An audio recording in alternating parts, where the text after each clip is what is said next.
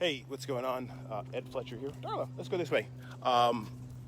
Wanted to talk about Confederate symbols, Confederate flag, Nascar, and what's going on there.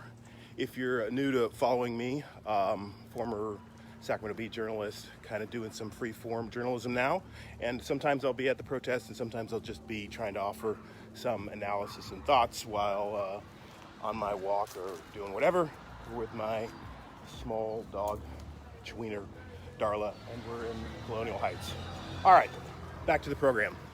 So, as I've spoken about before, I grew up in Orangevale and then went to college in Baton Rouge, Louisiana. And until Louisiana, my only experience with the Confederate flag had been the Dukes of Hazzard. And truth be truth, the Dukes of Hazzard was a pretty benign depiction of the South. I'd have to go and view it again, and I don't know that there were any black people in it, but they certainly weren't chasing down black people or being a terror to black people the way many people who are associated with the Confederate flag are. So yeah, what is the Confederate flag? It's the flag that the rebel army used while confronting the United States. And when they lost the war, most nations struggle with how to unify a country after a civil war or after a war in which somebody is conquered. But one thing that, this way buddy, you'll almost universally not see is the victorious country or the victorious side allowing symbols of the resistance to remain. And for whatever reason, whether that's just trying to take the easy way or whatever, the North let the South hold on to those symbols. They allowed statues of Confederate generals to be erected in those cities. They allowed this love and nostalgia for the cause to continue. And you fast forward decades and decades, and in the 90s, people would have you believe that the Confederate flag is somehow still more benign. But that wasn't my experience in the South. And most of the people I saw with the Confederate flag caused me great concern to my life and livelihood. I posted an article I wrote about my time in Louisiana to my page there, and I encourage everybody to read it.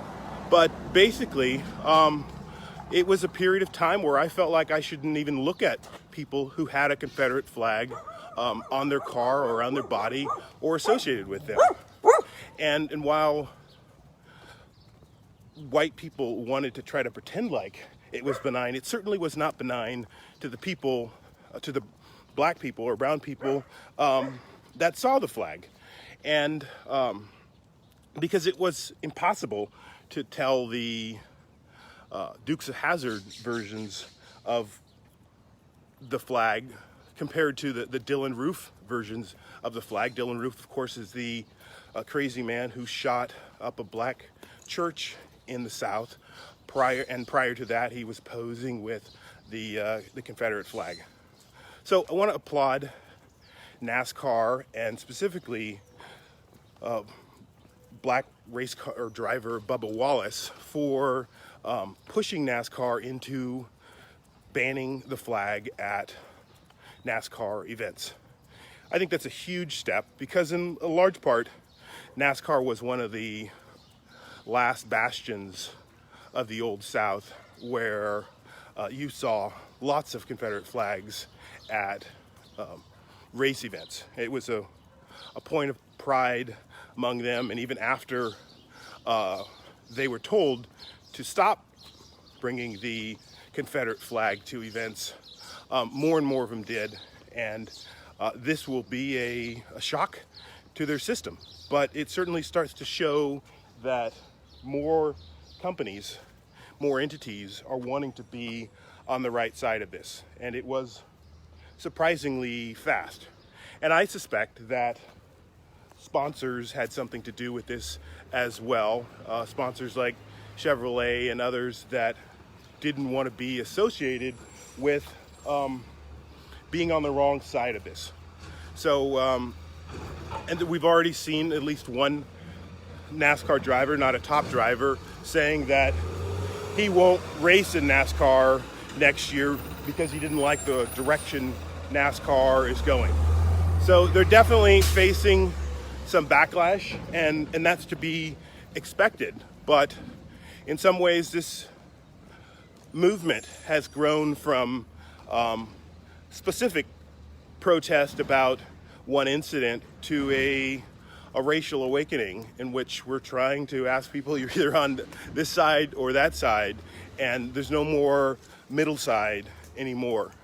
The middle side where I don't see race. We're either asking you to be active in rooting out racism or you're on that side.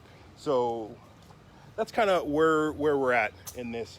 I hope that we continue to root out these symbols wherever they may be, and there will be some serious conversations had about these statues. And I know there are some who want to preserve this history, but it says a lot about a culture, the people that you put on statues and the words, but more importantly, the words you put in books. So I think we need to fix it at both sides of it.